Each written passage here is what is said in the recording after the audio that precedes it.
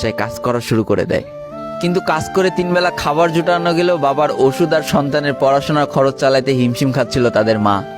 ঠিক এই সময়টায় পরিবারের ছোট ছেলে সারাদিন চিন্তা করতে থাকে যে আসলে তার কি করা উচিত, কি করলে পরিবারের সবাই ভালো থাকবে, কি করলে বাবার ওষুধ কেনার টাকা সে জোগাড় করতে পারবে, কি করলে বাবা মার স্বপ্ন পূরণের জন্য সে পড়াশোনা করতে পারবে। তার সামনে শুধু একটা অপশনে খোলা ছিল, সেটা হচ্ছে ফ্রি ফায়ার গেমটা। কি আর করবে, সারাদিন সে পড়াশোনা করতো আর সারা রাত ফ্রি ফায়ার গেম খেলে খেলে ভিডিও আপলোড করা শুরু করে ইউটিউবে। তোমরা শুনলে অবাক হয়ে যাওয়া, 24টা ঘন্টার মধ্যে সে মাত্র 4.5 ঘন্টা ঘুমাতো। দিনের বেলা স্কুলে থাকতো, স্কুল থেকে এসে সে একটা চার দোকানে কাজ করতো, চার দোকান থেকে বাসায় এসে পড়াশোনা করতো, পড়াশোনার পরে রাত্রেবেলা ফ্রি ফায়ার গেম খেলে ভিডিও আপলোড করতো। সৃষ্টিকর্তা হয়তো তাদের কষ্টটা দেখেছিল, তাই তার বেশি দিন কষ্ট করা লাগেনি, 4.5 মাসের মাথায় তার একটা ভিডিও ভাইরাল হয়ে যায়। ব্যাস, লাইফের মোড়টা এইখান থেকে ঘুরে গিয়েছিল। তোমরা সকলে জানো একটা ভিডিও ভাইরাল হলে আসলে কি হয়।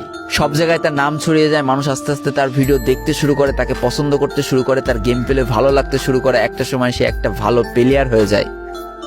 আর সে জীবনের প্রথম পেমেন্ট পেয়েছিল 12,500 টাকার, যেখান থেকে 7,000 টাকার তার বাবার জন্য ওষুধ কিনে দিয়েছিল আর বাকি টাকাটা তার আম্মুর হাতে তুলে দিয়েছিল।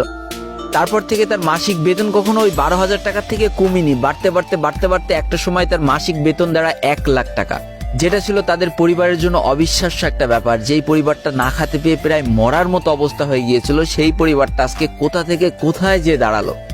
তবে সব থেকে মজার ব্যাপার কি জানো, এখন আর ফ্রি ফায়ার খেলতে দেখলে তার বাবা মা কিন্তু তাকে বকে না। তো দেখো, জীবনে খারাপ সময়গুলো চিরদিন স্থায়ী হয় না, খারাপ জীবন কাটিয়ে কিন্তু ভালো সময় আসে। অর্থাৎ তাদের পরিবার এখন ভালো সময় চলে এসেছে। তার বাবা আগে থেকে অনেক সুস্থ হয়ে গিয়েছে, এখন নিজে থেকে হাঁটাচলা করতে পারে, তাকে আর কাজ করে খেতে হয় না, তার মাকেও এখন আর কাজ করতে হয় না। এইদিকে সব থেকে বড় আনন্দের ব্যাপার কি জানো, ওই ছেলেটা তার পড়াশোনাটাও ঠিক রেখেছিল। অর্থাৎ এসএসসি পরীক্ষায় সে কিন্তু জিপিএ 5 পেয়ে উত্তীর্ণ হয়েছে। তো বন্ধুরা, আজকের গল্পটা থেকে আমরা কি শিখলাম? জীবনে কোনো পরিস্থিতিতে, যতই খারাপ পরিস্থিতি আসুক না কেন, তোমাকে হার মানা যাবে না।